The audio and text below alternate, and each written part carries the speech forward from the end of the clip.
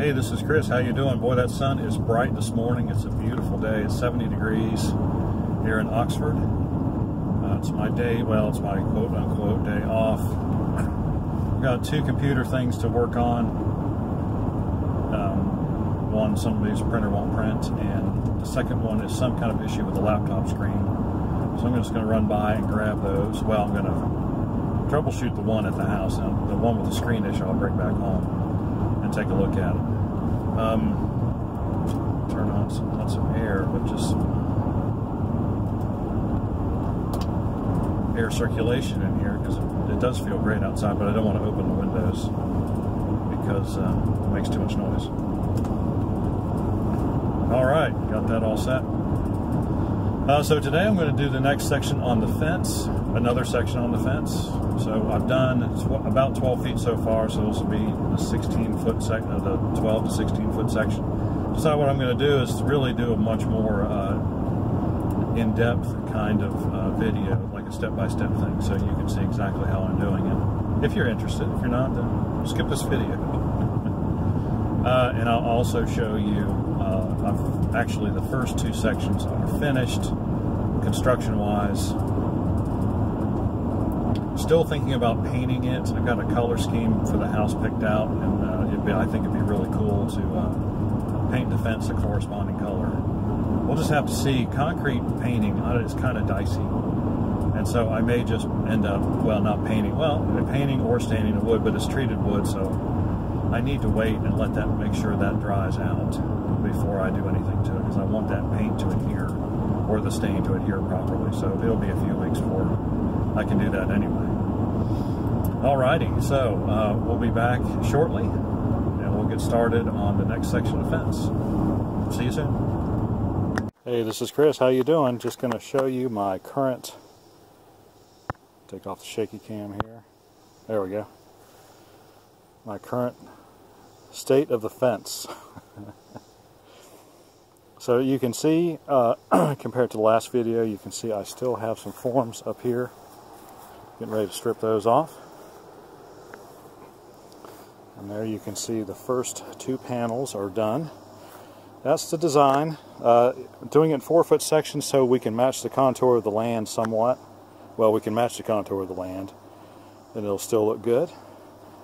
So you can see all the form marks, which I think, you know, they work for me.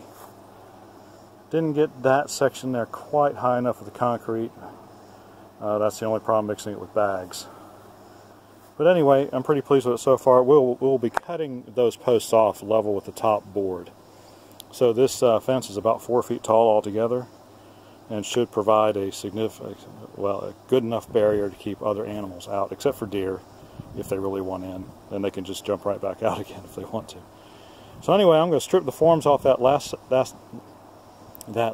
section, and then we're going to go through the process of how we form that up and pour the concrete. So we'll be back in just a minute. Okay, as you can see, I've laid out the post hole, and the wheelbarrow is here so that I might gather up the dirt. And what I'm going to do is spread it out in the low spots of my yard. I've got several holes and low spots. You can see the going is tough right now because the driveway used to be up past this point. It's all pressure run, and so it's gravel about 5 or 6 inches down, hopefully.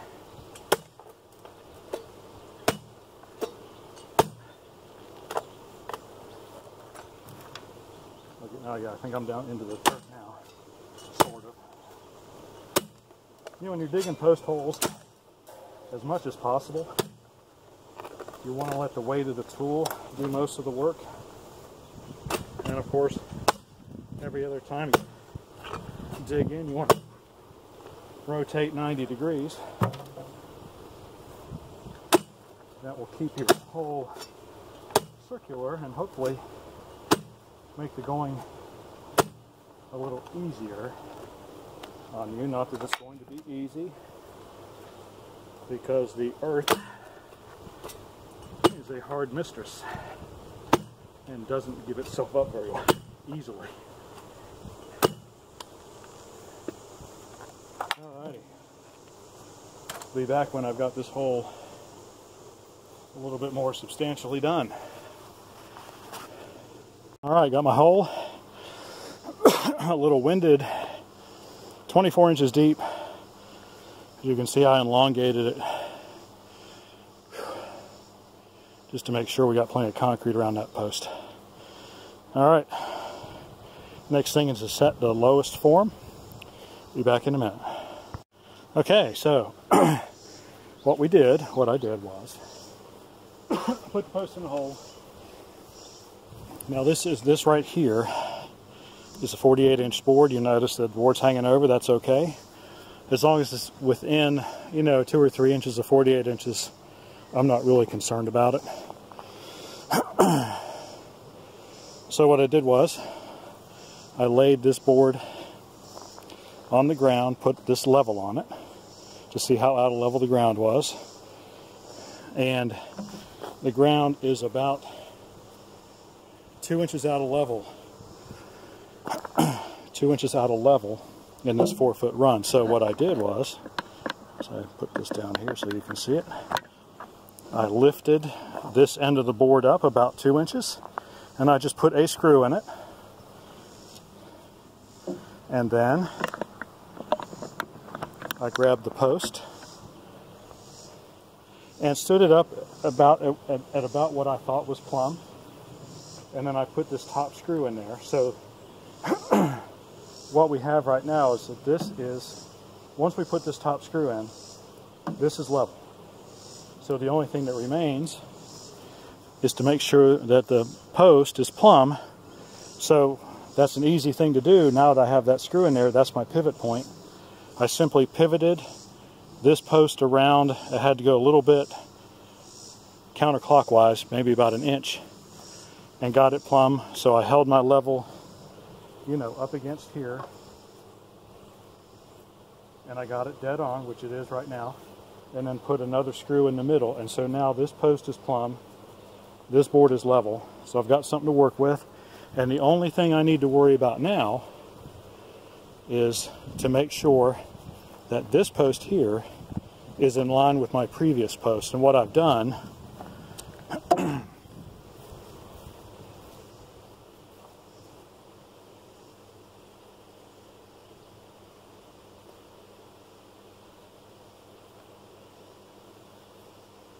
is I've got my string line. Can you see that? Yeah, you can. And that's out to my fixed point where the corner of the fence is going to be. And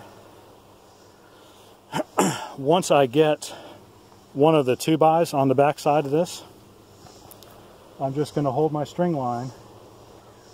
And as you can see, it's just a little bit out. It needs to go a little bit forward, which means I might have to redo my hole because I thought I was a little bit too far back. So we'll just see how that works out. I'll check it and we'll be back. Alrighty. Had to dig a hole out another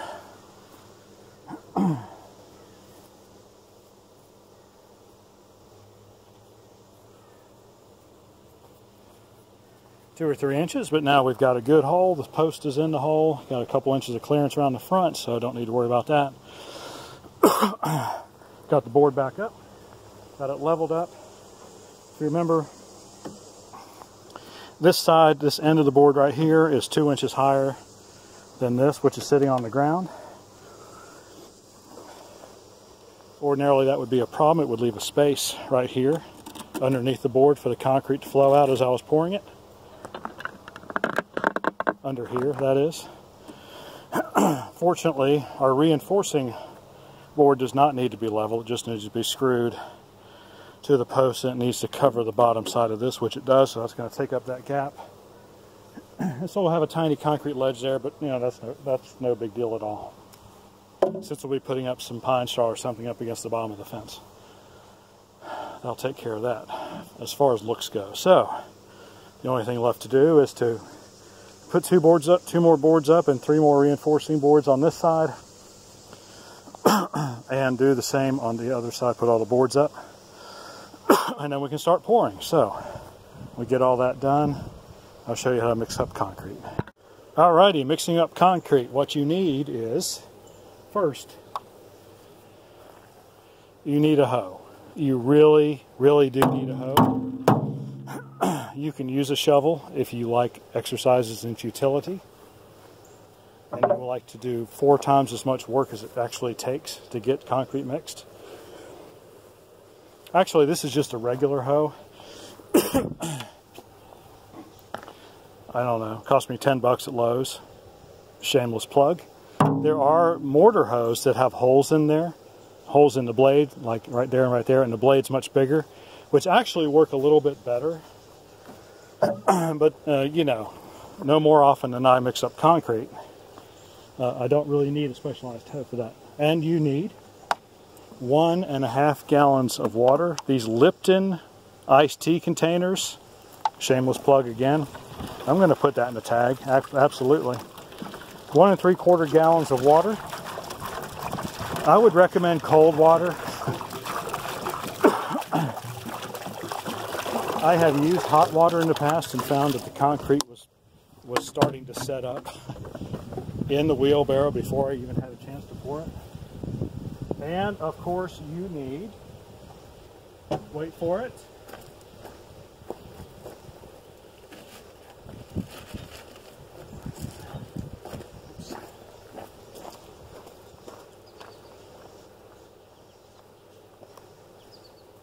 you need 1 80-pound bag of Saccrete. Now, this is 2/3 of a cubic foot, I believe. Again, if you're a glutton for punishment, you can mix up 2 of these bags at once and use 3 gallons of water. But life's too short, folks. So just take your handy hoe, cut the bottom of the bag out, set your hoe aside for a moment.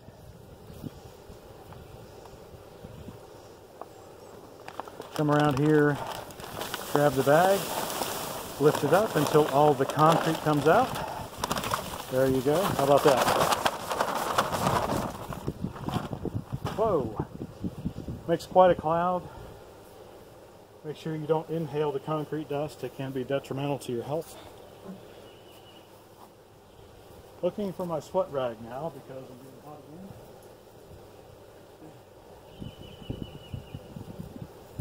Sweat rag. Optional, but highly recommended. Okay, now, what you want to do, don't start in the middle. Don't do that. Start at one end and let that water flow over the concrete powder that you're exposing. And I'm doing this kind of slow, but you see, this really, and then as you get that, you know, mixed, and you can see it's mixed, move over a little bit. You can use a shovel to do this, again, if you are a masochist, but you really don't want to do that. You want to do it as easily as possible. You know, the thing about the human body here is physiology, and I'm sure my youngest son, Christopher, who has his degree in exercise science, would concur. Pulling is far more efficient than pushing. And so what we're trying to do here is do the vast majority of the mixing on the pull and simply moving material around on the push.